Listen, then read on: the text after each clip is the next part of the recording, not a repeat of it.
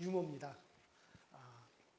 도둑질하는 도둑이 도둑질을 하러 갈 때 걸음걸이를 뇌자로 말하면 뭐라 그랬는데요? 털레털레 하면서 간대요. 사람 잡아먹는 식인종이 밥맛이 없을 때 뭐라고 말한다 그래요? 살맛 안 난다. 살맛 안 난다. 안 웃기면 웃지 마세요. 우리 교회에 나이 많이 드신 원로 권사님이 그런 말씀을 하시더라고요. 목사님, 요새 살맛 안 납니다. 왜 살맛이 안 나세요? 내가 왜 이렇게 오래 살아야 되는지 그걸 모르겠습니다. 내가 괜히 너무 오래 살아서 자식들한테 피해만 주는 것 같고 부담만 주는 것 같아서 요새 도저히 살맛이 안 납니다. 그래요. 그래서 제가 그렇게 말씀드렸어요. 권사님, 우리가 병원에 가면 병원에서 제일 먼저 물어보는 게 뭔지 아세요? 당신 어머니, 아버지, 할머니, 할아버지가 몇 세까지 사셨습니까? 혹시 암으로 돌아가시진 않았습니까? 이런 거 물어봅니다. 왜냐하면 할머니, 할아버지, 어머니, 아버지가 90세, 100세까지 오래 무병장수하셨다면 당신도 틀림없이 장수한다는 것이고, 만일의 경우 그렇지 못하고 어머니, 아버지, 할머니, 할아버지가 50세, 40세 또 일찍 돌아가셨다면 당신 지금 이렇게 건강하더라도 언제 당신 죽을지 모릅니다. 그러니 어머니, 아버지나 할머니, 할아버지가 무병장수하셔서 오랫동안 장수하셨다면 나도 장수하겠구나, 나도 오래 살겠구나 라고 하는 것이 됩니다. 그러니 권사님이 무병장수하셔서 오랫동안 사는 것이 자녀들에게 얼마나 큰 힘이 되는지 모릅니다. 우리 어머니, 아버지가 이렇게 오랫동안 건강하게 사셨으니 나도 틀림없이 오랫동안 건강하게 살 거야, 그런 희망을 주기 때문에 권사님이 오랫동안 건강하게 사시는 것이 자녀들에게는 강하게 도움이 되는 것이고 그것이 큰 힘이 되는 겁니다. 그러니 오래 자손들을 위해서라도 오래오래 사셔야죠. 그렇게 얘기를 했더니 이 권사님이 그렇습니까? 내가 이렇게 무병장수해서 오래 사는 것이 이게 자녀들을 위한 것이라면 이제부터 내가 오래 살겠습니다. 그러면서 이제부터는 내가 살맛이 납니다. 그렇게 얘기를 하시더라고요. 그래요, 여러분들. 나는 우리 교우들이 하나님이 불러가시기 전에는 여러분들이 다 건강하게 오래 사시기 바랍니다. 이따 오후 예배 때도 말씀드렸지만 우리 이 육체의 삶에 애착을 가져야 될 이유를 반드시 우리에게 있기 때문에 그런 겁니다. 자, 우리가 출애굽기 19장 보면 어느 날 하나님께서 이스라엘 백성들을 광야에다가 다 이렇게 모아놓고 뭐라고 말씀하시냐면, 자, 이스라엘 백성들아, 내 말을 들어라. 온 세계가 다 내게 속하여 있다. 이 세상의 모든 민족이 다 내게 속하여 있다. 그러니 너희들이 오늘날 내 말을 잘 듣고 내 법을 잘 준행하면 내가 너희를 모든 민족 중에 뛰어난 민족이 되게 할 것이고, 또 너희를 내가 특별한 민족으로 나의 성민이 될 것이고, 또 너희는 나의 백성이 될 것이다. 그리고 내가 너희를 모든 민족 중에 제사장의 민족으로 내가 사용하여 줄 것이다. 그러기 위해서는 너희가 내 계명을 잘 지켜야 되면은, 너희가 내가 명하는 계명을 잘 지키면 너희를 내가 그렇게 만들어 줄 텐데 너희 어떻게 한번 내가 준 계명을 지켜보겠느냐? 그랬더니 모든 이스라엘 백성들이 일제히 대답하기를 아멘, 우리에게 계명을 내려주세요. 그러면 우리가 그 계명을 다 지켜 행하겠습니다. 이스라엘 백성들이 다 그렇게 얘기를 하는 거예요. 그래서 하나님께서 야 모세야, 너 시내산으로 올라와라. 그래서 모세를 하나님이 시내산으로 부르셔서 모세에게 계명을 주는 거예요. 율법을 주는 겁니다. 그게 바로 모세에게 2개의 돌판에다 새겨준 십계명이죠. 그 십계명으로부터 시작해서 이제 32,500가지의 어마어마한 계명이 이스라엘 백성들에게 이제 내려지게 되어지는 겁니다. 그래서 이스라엘 백성들아, 너희들이 내가 너희에게 준 이 계명을 너희들이 다 지켜 행하라. 그러면 너희를 내가 뛰어난 민족으로 만들어주고 너희를 갖다가 이 세상에서 제사장의 민족으로 내가 만들어줄게. 이스라엘 백성들이 우리가 다 지켜 행하겠습니다.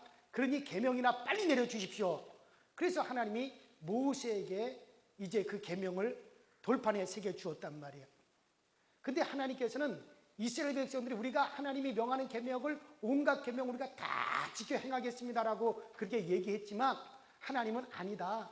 너희들은 나의 계명을 다 지켜 행할 수가 없어. 그래서 모세에게 계명을 주시면서 또 모세에게 뭐를 주셨느냐면 모세의 마음판에 저 하늘에 있는 식양을 따라서 바로 성전을 만드는 법을 가르쳐 주었어요. 뭐를 만드는 법을? 성전. 바로 성막이죠. 성막. 여러분 성막이라고 하는 게 뭐냐면요, 하나님의 백성들이 하나님의 법대로 막 살다가 하나님의 법을 지키지 못해가지고 그 법을 지키지 못하면 하나님께로부터 저주받고 진노받아 죽어요. 그래서 하나님의 계명을 지키지 못한 자가 그 죄를 갖다가 용서받기 위해서 그 성막으로 들어갑니다. 그 성막에다가 이제 제단이 있고 그 제단에다가 양이나 소를 잡아가지고 피를 쫙 흘려요.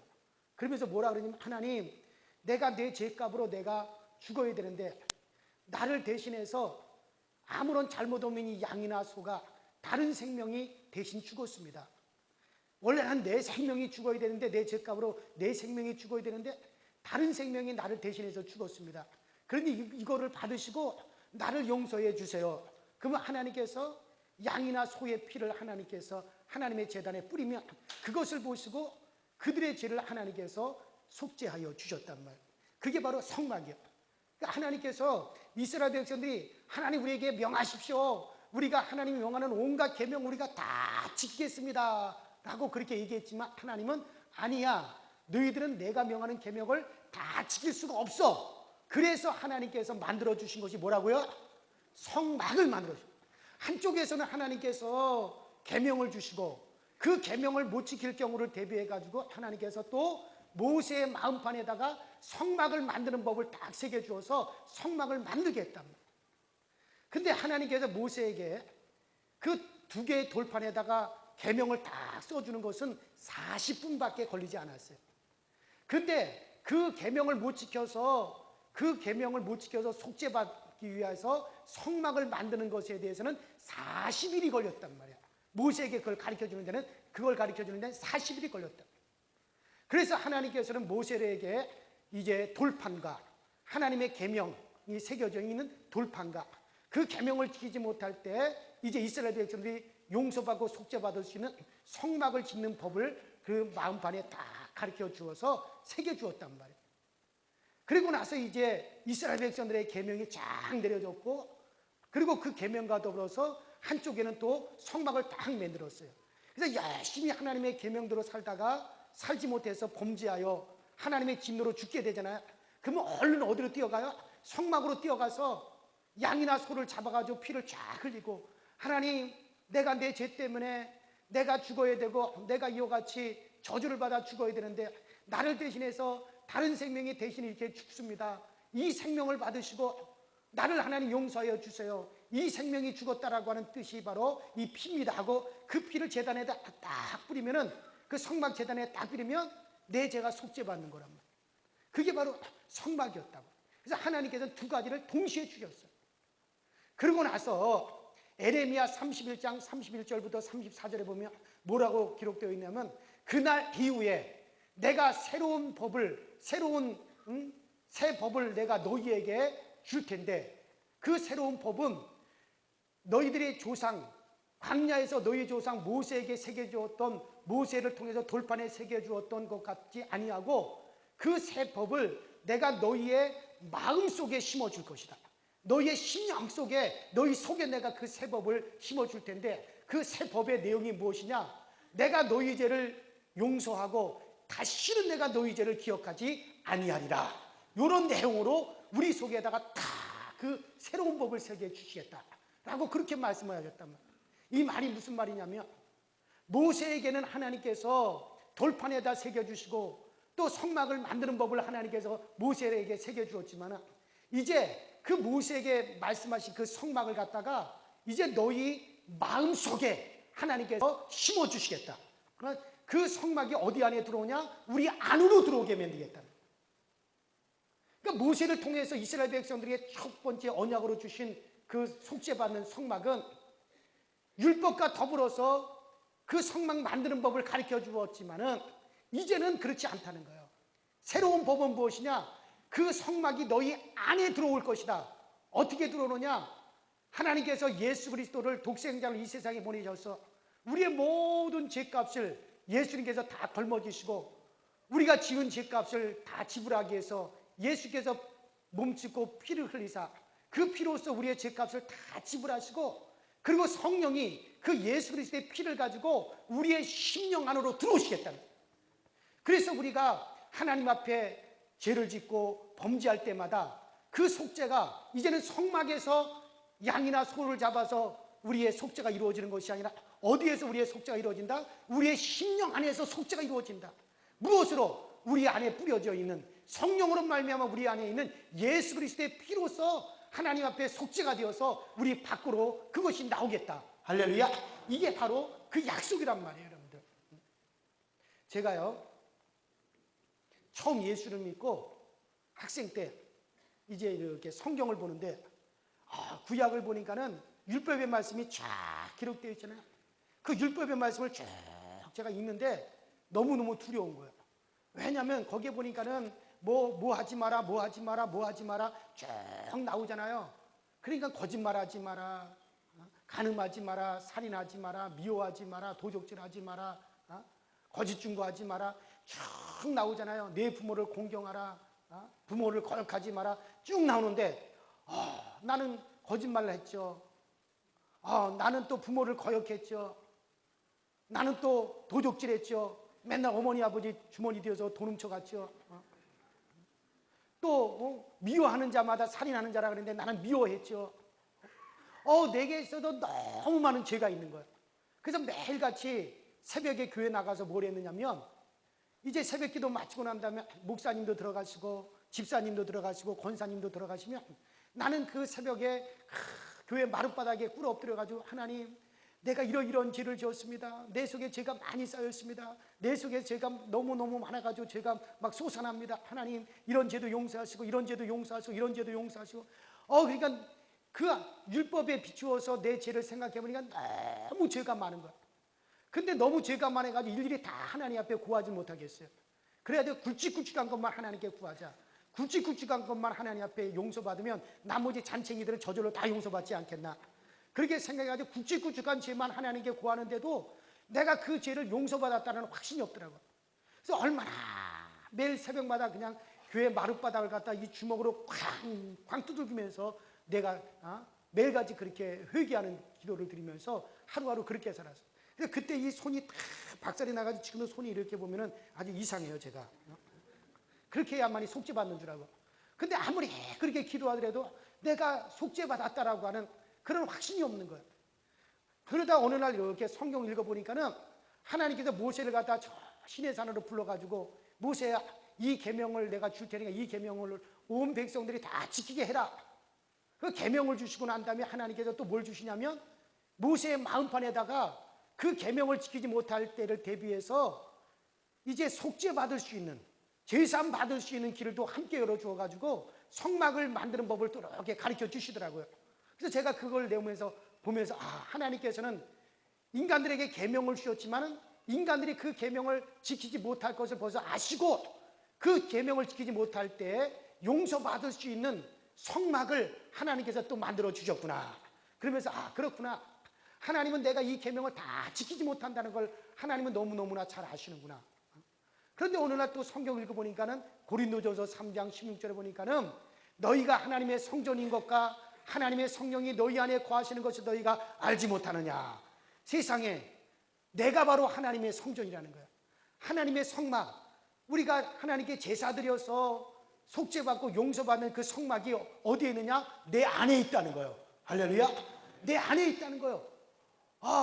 바로 이스라엘 백성들이 하나님의 계명을 지키지 못할 때 성막에 들어가서 양을 잡고 소를 잡아가지고 그들이 거기서 제사를 지내므로 속죄를 받고 용서를 받았는데 그 성막이 바로 내 안에 있구나. 내 안에 바로 그 성막이 있구나. 바로 이제는 양이나 소의 피가 아니라 하나님의 독생자 예수 그리스도께서 우리의 죄값을 위해서 모든 물과 피를 다 흘려주시고 성령님께서 그 피를 가지고 내 안에 들어오셔서 혹시 내가 하나님의 뜻대로 살지 못하고 내가 죄를 짓고 내가 하나님 앞에 정죄를 당할 때 내 안에 바로 예수 그리스도의 피가 있어 성령께서 그 예수의 피를 가지고 내 안에 들어오셔서 내 안에서부터 용서가 넘쳐나는구나. 내 안에서부터 속죄가 이루어지고 있는 거구나. 그래서 내 안에 벌써 그 속죄가 이루어져서 내 안에서부터 너는 무죄하고 딱 찍어서 나오니 이제 내가 할 일은 바로 하나님 앞에 찬미와 감사를 드리는 것밖에 없겠구나. 그러면서 히브리서 10장에 나와 있는 대로 형제들아 우리가 항상 하나님 앞에 찬미의 제사를 드리자라고 하는 것이 바로 이런 뜻이었구나. 그래서 그것을 깨달았고 나서부터는 하나님 내 죄 용서해 주세요, 내 죄 용서해 주세요 하고 말을 쾅쾅 그렇게 두들기지 아니하고 그 다음부터는 어떻게 되느냐. 하나님 내 안에 하나님의 거룩한 성막이 있어서 예수의 피를 가지고 성령께서 내 안에 들어오셔서 내가 무슨 죄를 지었든지 간에 내 안에 예수 그리스도의 피를 믿는 그 믿음이 있기 때문에 내 안에서부터 용서가 돼가지고 내 밖으로 나오는군요. 그러므로 나는 하나님 앞에 할 수 있는 것은 하나님께서 나를 속죄해 주신 것에 대해서 찬미의 제사로서 하나님께 영광 돌리는 것뿐입니다.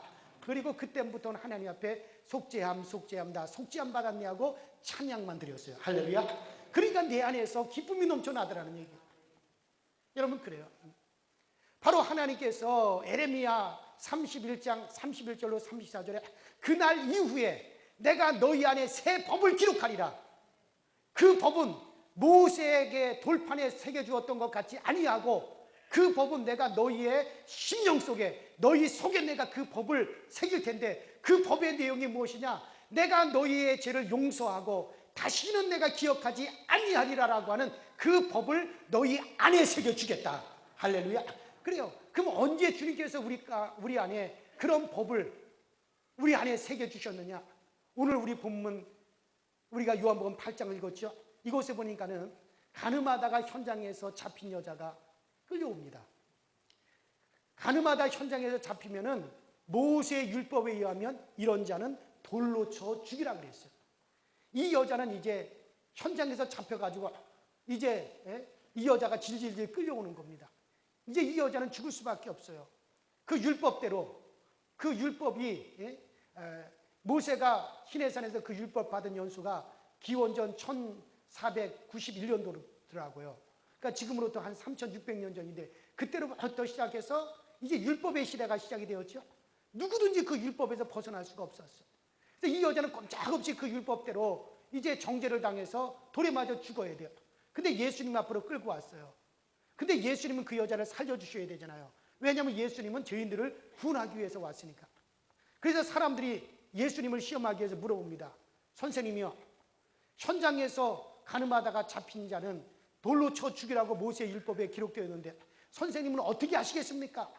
그때 예수님께서 아무 말씀도 하지 아니하시고 허리를 굽히사 땅에다가 손가락으로 뭐라고 글을 딱 쓰시고 일어나서 말씀하시기를 너희 중에 죄 없는 자가 먼저 돌을 들어 쳐라. 그렇게 말씀하시고 다시 허리를 굽히사 땅에다 손가락으로 글씨를 딱 쓰시고 딱 일어났더니 모든 사람들이 그것을 보고서는 그 마음에 다 찔림을 받고 모두가 다 돌을 내려놓고 돌아가고 그 여자와 예수님만 남았더라. 예수님께서 그 여인에게 여자여 너를 정죄하는 자들이 있느냐? 아무도 없나이다. 나도 너를 정죄하지 아니하노니 다시 돌아가서 다시는 죄를 짓지 마라. 그렇게 주님이 말씀하셨어요. 바로 그날 이후 내가 너희 안에 새 법을 두리라고 말씀하신 그날 이후가 어떤 날입니까? 바로 하나님께서 육신을 입고 이 땅에 오셔서 직접 그가 글씨를 새겨주신 그날 이후로 이제부터 우리에게는 새 법이 적용되는 걸 믿으시길 바랍니다. 이제부터 우리에게 새 법이 적용되는 거예요. 여러분 저 스위스라고 하는 나라는 모든 나라마다 다 금융 실명제가 되어 있어요. 그래서 부정한 돈, 부정하게 벌은 돈은 은행에다가 저축할 수 없어요. 왜냐하면 금융 실명제가 있어서 다 밝히기 때문에 은행에다 저축을 못해요. 그런데 스위스만큼은 금융 실명제가 없어요. 어떤 돈이든지 은행에다가 저축한 돈은 책임을 묻지 않는다. 그런 법이 있어가지고 전 세계에서 부정한 돈, 떳떳하게 내놓지 못할 돈을 다 스위스로 가지고 와요. 그 스위스 비밀 계좌에다 다 집어넣어요. 왜냐면 스위스에서만큼은 그런 법이 없어요. 어떤 돈이든지 은행에다 맡긴 돈은 절대 책임을 묻지 않는다라고 하는 법이 있기 때문에 스위스 안으로만 들어가면 부정한 돈이라 할지라도 그것이 아무도 책임을 묻지 않는 겁니다. 마치 이와 같이 여러분들 우리 안에 새 법이 있습니다. 따라합시다. 다시는 정죄하지 아니하리라. 그래요. 내가 너희 안에 새로운 법을 두겠는데 내가 너희를 용서하고 다시는 내가 너희의 죄를 기억하지 아니하리라. 그 법이 우리 안에 딱 들어있어서 우리가 비록 하나님 앞에 죄를 짓고 우리가 비록 하나님 앞에 하나님의 뜻을 거역했다 할지라도 우리 안에 그 새로운 법이 있기 때문에 우리가 정죄를 받지 아니하는 것은 바로 성령께서 우리 안에 그 법을 가지고 들어오셨다, 그런 얘기예요. 제가 어렸을 때 제일 맛있는 음식이 뭐였냐면 짜장면이었거든요. 그래서 아버지하고 읍내 경기를 타고 읍내를 나가게 되면 꼭 짜장면을 먹었어요. 근데 우리 아버지가, 저희 아버지 말이에요, 저희 아버지가 짜장면을 먹을 때마다 꼭 그 컵에다가 물을 큰 잔을 따르고 거기 식초를 갖다가 잔뜩 타고 간장을 잔뜩 따가지고 휘휘 져가지고 벌컥벌컥 마시고, 그 다음에 짜장면을 먹을 때는 단무지 있잖아요, 그 짠무, 그 단무지에다가 식초를 갖다 잔뜩 뿌려가지고 그리고 나서 먹으면서 짜장면을 잡수요. 그래서 제가 물어봤어요. 아버지, 왜 짜장면을 잡수실 때 이렇게 식초를 잔뜩 뿌려서 잡수세요? 그랬더니 저희 아버지 말이 그래요. 짜장면을 만들 때 그 짜장면을 갖다가 쫀득쫀득하게 만들기 위해서 거기다 양잿물을 탄대요. 아니, 저희 아버지 말이 그래요. 여러분, 양잿물이라고 하는 것이 독극물인데 뭐 그 양잿물을 넣겠어요? 뭘 갖다 정제해가지고 이렇게 이제 그 밀가루 반죽이 더 쫀득쫀득 되라고 그렇게 했겠죠. 근데 어쨌든 저희 아버지 말이, 그래서 이 식초를 갖다가 잔뜩 먹고 짜장면을 먹으면 아무리 내 안에 양잿물이 들어오더라도 그 식초가 어떻게 한다는 거야? 그 양잿물을 다 중화를 시켜가지고 내 몸이 절대로 오염이 안 된다는 거야. 저희 아버지 말이 그래요. 그래서 그때부터 저도 짜장면을 먹을 때 항상 그 단무지에다 식초를 잔뜩 뿌려가지고 그걸 저도 그때부터 먹거든요. 어쨌든 간에 아무리 독극물이 묻어있는 짜장면이 내 안으로 그 짜장이 잔뜩 짜장면이 들어온다 하더라도, 아무리 그것이 들어온다 하더라도 내 속에 그것을 중화시킬 수 있는 식초가 잔뜩 들어있으니까는 아무리 들어온다 하더라도 걱정할 필요가 없겠죠. 야, 마치 그 비슷하게 제가 이제 얘기를 하는 겁니다. 마찬가지입니다. 우리가 이제 하나님의 말씀대로 살다가 내가 정죄를 받을 때가 있어요.